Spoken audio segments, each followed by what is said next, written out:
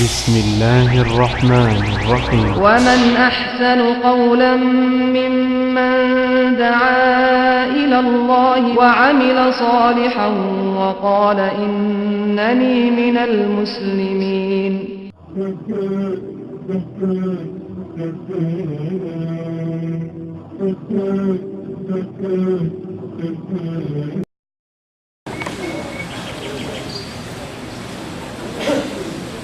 Bismillahirrahmanirrahim. Assalamualaikum warahmatullahi wabarakatuh. Alhamdulillah nahmaduhu ta'ala wa nasta'inuhu wa nastaghfiruh wa na'udzu billahi min shururi anfusina wa min sayyiati a'malina.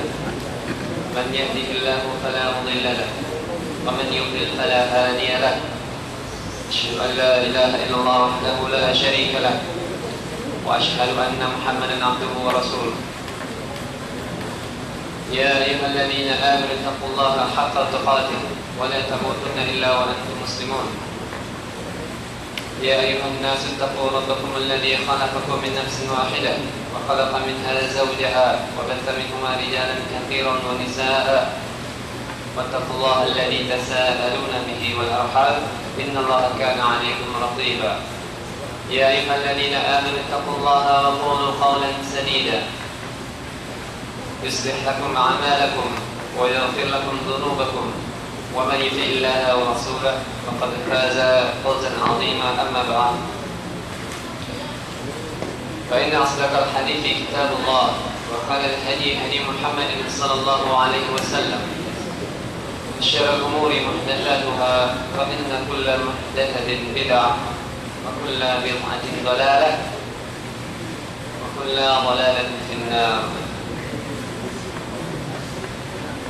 Hadirin sekalian jamaah pengajian Al-Quran rahimani wa rahimakumullah. Alhamdulillah Allah Subhanahu wa taala masih memberikan kesempatan kepada kita sama-sama duduk majelis yang barokah ini untuk melanjutkan talabul ilm kita, pengajian rutin yang diselenggarakan setiap hari Jumat setiap minggunya. Dan hari ini tanggal 19 Rajab tahun 1436 Hijriah. Langsung saja kita lanjutkan kajian kita pada kitab Al-Thalathatul Usul atau Al-Usul Thalatha, 3 landasan utama, 3 landasan pokok yang wajib diketahui seorang muslim. Dan pada pertemuan sebelumnya telah kita kaji 4 perkara yang wajib diketahui seorang muslim.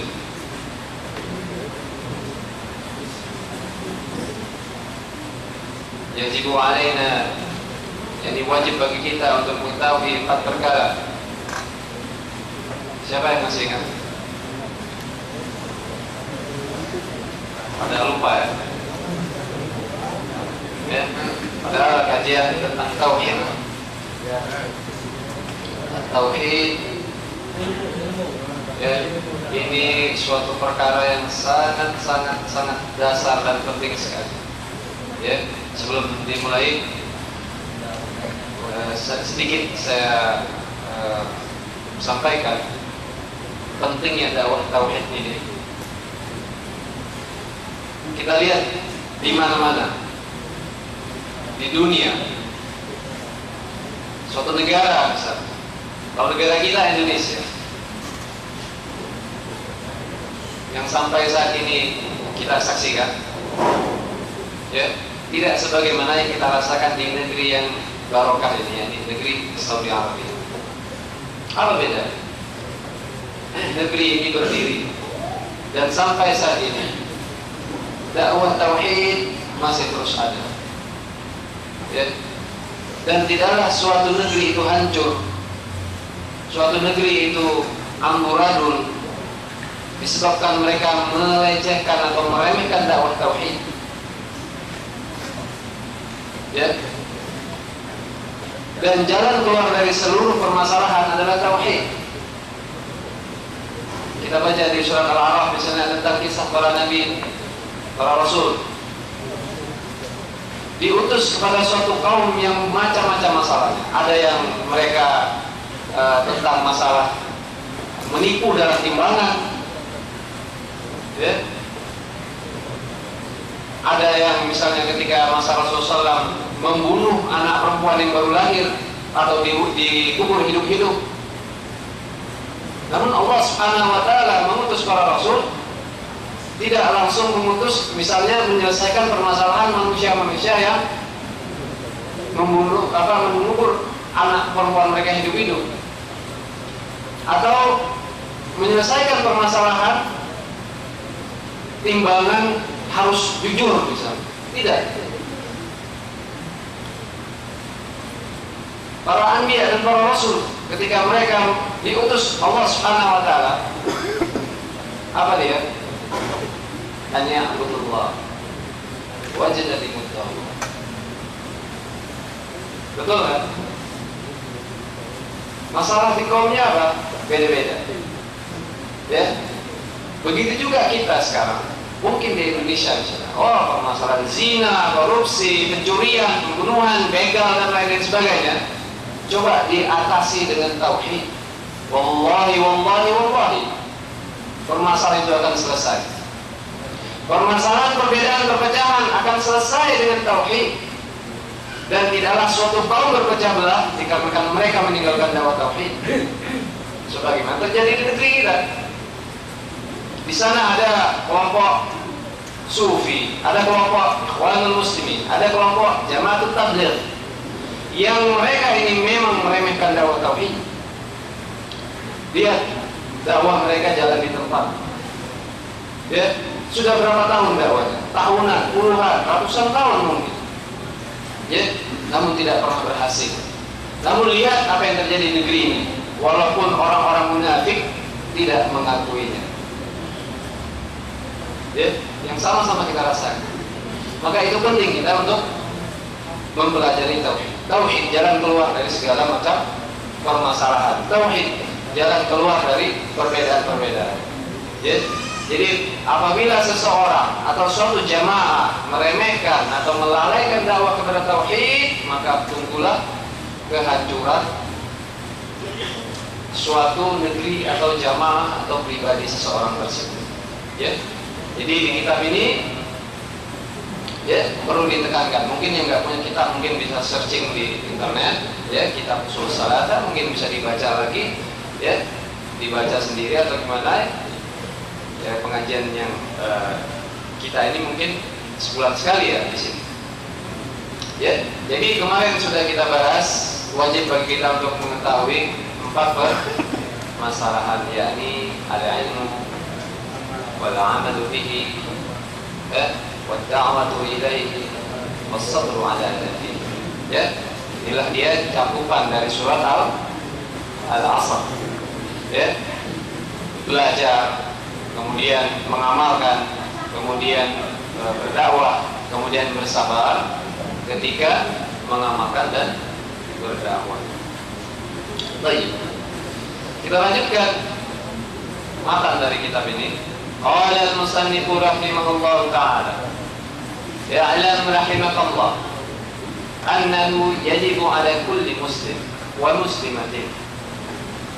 Berkata musannif rahimahullah ta'ala. Siapa musannif kitab? Siapa penulis kitab usul salata? Syekh Muhammad bin Abdul Wahhab At-Tamimi. Jazakumullah. Bahwasanya ketahuilah, semoga Allah merahmati kalian, wajib atas seorang muslim dan seorang muslimah ta'allum hadhihi thalath al-masail wal 'amalu bihinna. Wajib bagi seorang muslim dan seorang muslimah mempelajari 3 perkara dan mengamalkan 3 perkara tersebut. Al-ula, yang pertama, Annallaha khalaqana wa razaqana wa lam yatrukna hamalan. Yang pertama bahwasanya Allah Subhanahu wa taala menciptakan kita dan memberi rezeki kepada kita dan tidak meninggalkan kita dalam keadaan bingung. Ya, sudah diciptakan, diberi rezeki, kemudian Allah tinggalkan begitu saja, bingung atau dibiarkan. Bal arsala ilaina rasulan. Akan tetapi Allah Subhanahu wa taala setelah Allah ciptakan kita, Allah memberi rezeki kepada kita, Allah Subhanahu wa taala mengutus kepada kita seorang rasul. Faman ata'ahu dakhala al-jannah. Barang siapa mentaati rasul tersebut, maka kelak dia akan masuk pada al-jannah. Wa man asahu dakhala an-nar. Dan barang siapa yang bermaksiat menyelisihi rasul tersebut, maka kelak dia akan masuk ke dalam neraka. Wa dalilu qauluhu ta'ala, dan dalilnya adalah firman Allah Subhanahu wa taala, inna arsalna ilaikum rasulan syahidan alaikum. Sesungguhnya telah kami utus kepada kalian seorang rasul yang menjadi saksi terhadap kalian. Karena arsalna ila fir'auna rasula, sebagaimana kami telah mengirim kepada Fir'aun seorang rasul. Fa'asa fir'aunur rasula fa'akhadnahu akhdan wabila. Namun apa yang disikapi oleh Fir'aun, dia menyelisihi rasul tersebut. Apa yang diberi Allah, yang Allah siksa dia dengan akhdan wabila, dengan adab yang sangat pedih. Itu surat Al-Muzammil ayat yang ke-15 dan 16. Ya. Jadi yang pertama dulu, ya ini sebenarnya ada 3, ya. 3 perkara. Kita baca aja yang kedua. Ats-tsaniyah, anna Allah la yarda an yushrika ma'ahu ahadun fi ibadati. Yang kedua, bahwasanya Allah Subhanahu wa taala tidak akan pernah ridha, ya. Tidak pernah akan ridha Allah Subhanahu wa taala apabila ketika kita beribadah kepada Allah Subhanahu wa taala kita berbuat kesyirikan bersama Allah Subhanahu wa taala. Ya, jangan dipahami kesyirikan di sini yakni dia tidak yakin adanya Allah Subhanahu wa taala sebagaimana keyakinan kita mungkin sebagian kita. Ya. Oh, itu syirik artinya dia menduakan Tuhan. Tuhan itu jadi dua. Enggak ada satu manusia pun yang menyatakan Tuhan dua, enggak ada. Hatta kafir, Hindu, Kristen semua enggak ada yang mengatakan Tuhan itu dua. Ya. Makna syirik menduakan Tuhan ini, Tuhan jadi dua maksudnya ini tidak tepat. Ya. Coba ditanya sama orang-orang Buddha, orang Hindu yang musyrikin tulen lah kita bilang. Ya. Mereka masih menyatakan, oh Tuhan kami itu satu. Ya. Itu Brahma, apa lagi namanya? Dewa Siwa, dewa ini, dewa itu perantara-perantara yang menyampaikan kepada yang satu. Ada yang paling besar, big boss-nya ada. Ya. Begitu juga orang Buddha.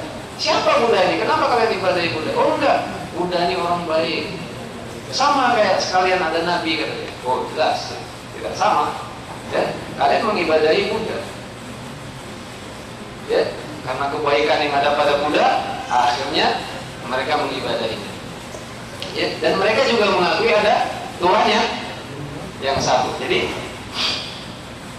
sebab di kalangan kita, sebagian kita kaum muslimin, ya, ketika dia meyakini adanya Allah Subhanahu wa taala dan ketika dia berbuat kesyirikan yang dia tidak anggap itu kesyirikan, dia bilang, oh enggak, saya mengakui adanya Allah, kata dia. Ya. Nah, tapi yang di sini yang diinginkan adalah kesyirikan dalam masalah uluhiyah. Ya. Yang akan kita bahas kalau disebut kesyirikan ini dalam masalah uluhiyah, ibadah. Ya. Jadi seseorang beribadah kepada Allah Subhanahu wa taala, kemudian di samping itu dia juga beribadah kepada selain Allah. Imma tempat-tempat keramat, kubur-kubur keramat, kubur-kubur orang soleh dalam tanda kutip ya. Paham kalau dikatakan dalam kutip, belum tentu dia soleh. Ya. Atau pergi ke gua-gua, ya. Atau ke tempat-tempat yang diutus oleh kiainya misalnya. Nah, itu bentuk-bentuk kesyirikan, nanti insya Allah akan dijelaskan. Jadi Yang kedua, yakni Allah SWT tidak akan pernah ridho. Ya. Apabila ketika seseorang beribadah, kita berbuat syirik pada Allah dalam ibadah tersebut. Ya, la malakun muqarrabun. Tidak dari malaikat yang dekat dengan Allah Subhanahu wa taala, wala nabiyyun mursalun, dan tidak juga para nabi. Wa dalilu qauluhu ta'ala wa anna al-masajida lillah fala tad'u ma'allahi ahada. Dan ini adalah firman Allah Subhanahu wa taala, dan sesungguhnya masjid-masjid itu adalah milik Allah, maka janganlah kalian menyeru bersama dengan Allah selain Allah. Ya. Kemudian yang ketiga, at-thalithah anna man ata'a ar-rasul wa wahhada Allah, barang siapa yang mentaati Rasul dan mentauhidkan Allah Subhanahu wa taala, la yajuzu lahu muwalahu min hadan man hadallahu wa rasulahu walau kana aqrab qarib. Ya. Barang siapa yang telah mentaati Allah Subhanahu wa taala, ini yang ketiga. Kemudian dia mentauhidkan, barang siapa yang mentaati Rasul, kemudian dia mentauhidkan Allah Subhanahu wa taala, ya, maka tidak dibenarkan bagi dia untuk berwala, berkasih sayang kepada orang-orang yang menentang Allah dan Rasulnya, walaupun dia dari kalangan keluarga kita yang paling dekat, walaupun dia bapak kita, walaupun dia istri kita, walaupun dia anak kesayangan kita, paman kita, bibi kita, kakek kita, nenek kita, apabila dia menentang Allah SWT dan Rasulnya, maka tidak boleh kita berwala. Ya, nanti kita jelaskan di sini, bukan tidak boleh berhubungan sama sekali. Ya, dalilnya apa? Di dalam surat Al-Mujadilah, la tajidu qauman yu'minuna billahi wal yawmil akhir yuwadduna man hadallaha wa rasulah. Ya, tidak akan pernah kita jumpai la tajid qauman, suatu kaum yang mereka apa? Yu'minuna billahi wal yawmil akhir, mereka beriman kepada Allah Subhanahu wa taala dan hari akhir. Ya, mereka itu berkasih sayang dengan orang-orang yang hadallah wa rasul, orang-orang yang menyelisihi, menentang Allah dan Rasulnya, walau kanu aba'an, walaupun dia bapak-bapak mereka, atau abna'ahum, atau anak-anak mereka, atau ikhwanahum, atau saudara-saudara mereka, atau ashiratahum, atau dari kalangan keluarga mereka. Ulaika kadza fi qulubihimul iman wa ayyadahum bi ruhin min.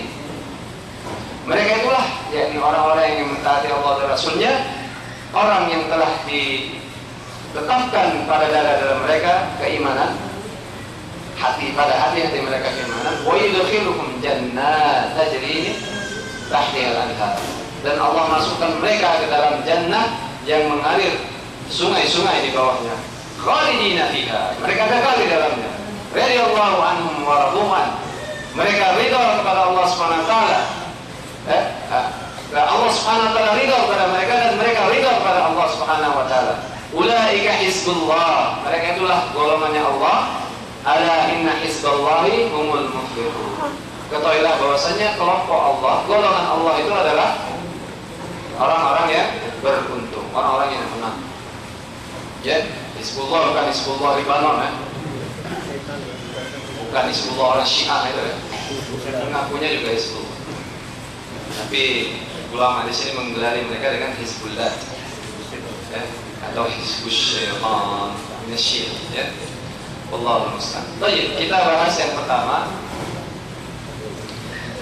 Yang pertama tadi adalah Allah SWT menciptakan kita, memberi rezeki kepada kita. Namun di samping itu Allah SWT tidak tinggalkan kita begitu saja. Ya. Namun Allah SWT utus kepada kita seorang Rasul, dan barang siapa mentaatinya maka dia akan masuk ke dalam jannah, dan barang siapa menyelisihinya maka dia akan masuk ke dalam neraka. Ya. Jadi 4 perkara sebelumnya, ya, al-ilmu, al-amal, wad-da'wah, was-sabr, ini adalah perkara yang fi'liyahnya, artinya amalan zahir misalnya. Ya. Perkara yang diamalkan. Namun yang sekarang akan kita bahas adalah masail i'tiqadiyah, perkara keyakinan. Ya. Perkara keyakinan.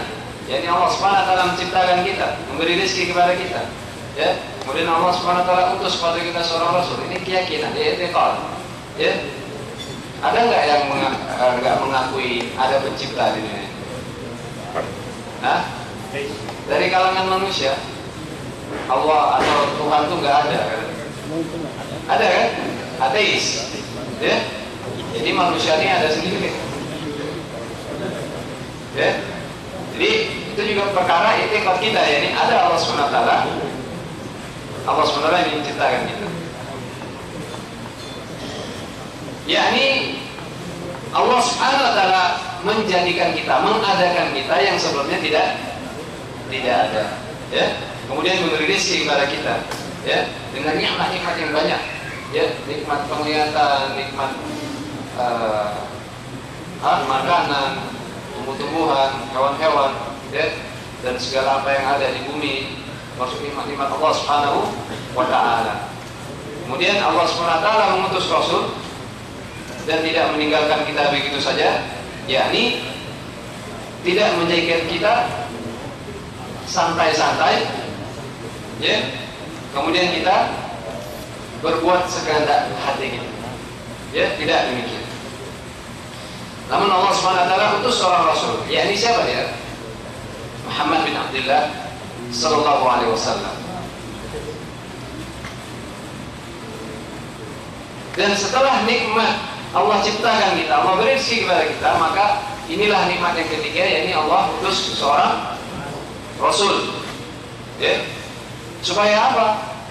Diutus seorang Rasul supaya Allah Subhanahu wa taala, ya, diibadahi oleh makhluknya, yakni manusia dan jin, dengan cara yang benar, ya. Maka suatu ibadah manusia tidak akan mengetahuinya kecuali dengan perantaraan seorang Rasul.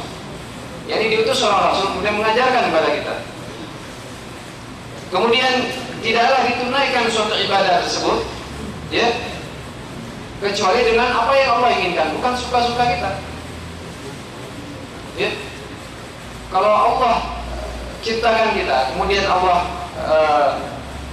jadikan kita ibadah kita suka-suka, misalnya, jadilah kita berbeda-beda dalam beribadah.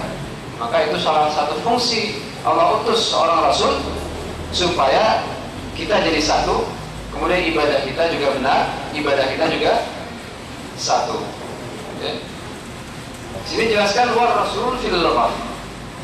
Rasul secara bahasa adalah man bu'itha bi risalah, seseorang yang diutus dengan risalah, ya. Fa'ul bermakna muf'al. Fa'ul ini kalau dalam nahwu, ya, dikatakan yang melakukan, dengan makna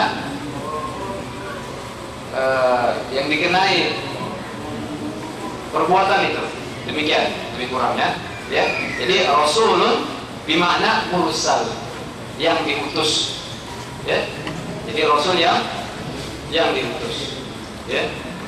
Kemudian secara istilah, apa itu makna Rasul? Ya. Rasul adalah rajulun min bani Adam awhallahu ilaihi bisyar'i wa amaruhu bitablighi. Secara umum, mungkin di sana juga ada perbedaan-perbedaan. Namun ini yang paling baik sekali, yakni seorang dari kalangan keturunan Adam yang diwahyukan Allah Subhanahu wa taala kepada dia tentang syariat, ya, kemudian diperintahkan untuk menyampaikan, ya.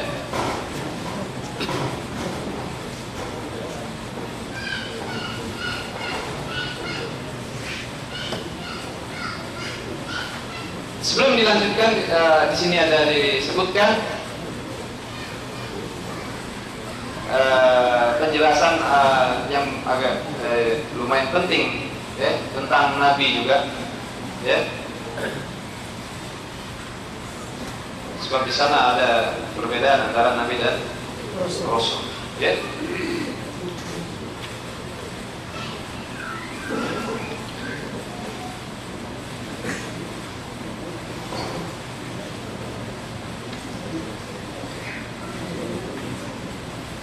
Yang pertama, bahwasanya seorang nabi itu syahid, jadi menjadi saksi. Syahidun lil khalq wa syahidun alaihi. Menjadi saksi bagi makhluk, jadi penciptaannya, dan menjadi saksi atas mereka. Kemudian menjadi saksi atas apa-apa yang diamalkan oleh kaumnya misalnya, dari apa yang diajarkan oleh Nabi tersebut ya. Jadi Nabi itu syahid, menjadi saksi ya. Menjadi saksi nanti di hadapan Allah Subhanahu wa taala. Jadi tidak ada hujah lagi bagi manusia atau jin yang mengatakan belum sampai kepada kami. Secara umumnya demikian ya. Kemudian yang kedua, al-bisyarah wan nidara ya. Kemudian seorang nabi itu juga menyampaikan kabar gembira dan memberi peringatan ya. Wal bisyarah bil jannah, dia memberi kabar gembira dengan jannah dan memperingatkan tentang kerasnya azab hukuman terhadap orang-orang yang bermaksiat. Jadi memberi kabar gembira jannah pada orang-orang yang taat dan memberi peringatan tentang azab siksaan Allah SWT terhadap para pelaku maksiat. Kemudian yang ketiga, al-hukmu bainan nas. Seorang nabi itu adalah hakim ya, di antara manusia. Wal faslu fi khusumatihim, dan yang memutuskan ketika mereka berselisih ya. Kemudian yang keempat, ta'limun nas syara' Allah, mengajarkan kepada manusia syariat Allah Subhanahu wa ta'ala ya. Nah, inilah tugas-tugas yang penting dari seorang Rasul. Maka di sini penulis dari Syekh Muhammad bin Abdul Wahab rahimahullah ta'ala berdalil dengan ayat di dalam surat Al-Muzammil ini, inna arsalna ilaikum rasulan syahidan alaikum ya. Sesungguhnya kami telah mengutus seorang rasul kepada kalian untuk menjadi saksi terhadap kalian. Kama arsalna ila fir'auna rasulan, sebagaimana kami mengutus kepada Fir'aun seorang rasul ya. Siapa yang diutus kepada Fir'aun? Musa. Hah? Nabi Ibrahim atau Nabi Musa atau Nabi Isa? Nabi Musa ya. Nabi Musa alaihissalam diutus kepada Fir'aun. Jadi ketika Musa alaihissalam diutus oleh Allah Subhanahu wa taala, maka Fir'aun memaksiatinya, yakni tidak mentaatinya ya. Sisi pendalilan bahwasanya di sini Syekh Muhammad bin Abdul Wahab rahimahullah taala membawakan dalil. Kalau dilihat ini kan khusus kepada kejadian di masa Nabi Musa alaihissalam. Ya, kenapa disampaikan ketika kepada Nabi kita Muhammad sallallahu alaihi wasallam? Ya. Maka di sini sisi pendalilan adalah man ata'an Nabi sallallahu alaihi wasallam, Muhammad sallallahu alaihi wasallam, dakhala al-jannah. Barang siapa mentaati Nabi kita Muhammad sallallahu alaihi wasallam, maka sungguh kelak dia akan masuk ke dalam al-jannah. Dan kebalikannya, wa man asahu, barang siapa memaksiati, menyisihi, dia tidak mengikuti tariqah jalannya Rasulullah SAW, dakhala an-nar. Maka sungguh dia kelak akan masuk ke dalam neraka. Nah, jadi pendalilannya demikian. Ya. Jadi seorang nabi atau seorang rasul itu kepada Allah SWT kepada kaumnya, ya, ketika kaumnya menentang, maka Allah ancam mereka dengan neraka. Kemudian apabila mereka mentaati, maka Allah beri kabar gembira dengan al-jannah. Ini sisi pendalilan. Maka berhati-hatilah bagi kita, ya, untuk ketika beramal harus sesuai dengan as-sunnah, sesuai dengan ajarannya Rasulullah SAW. Ya, ada dalilnya, ya, sebagaimana pembahasan kita sebelumnya, ada ilmu qabla al-qawli wal amal. Ilmu terlebih dahulu sebelum beramal dan berkata-kata. Jangan mengamalkan atau berkata-kata kemudian baru cari-cari dalil, ya. Maka ini adalah kebiasaannya ahlul bid'ah.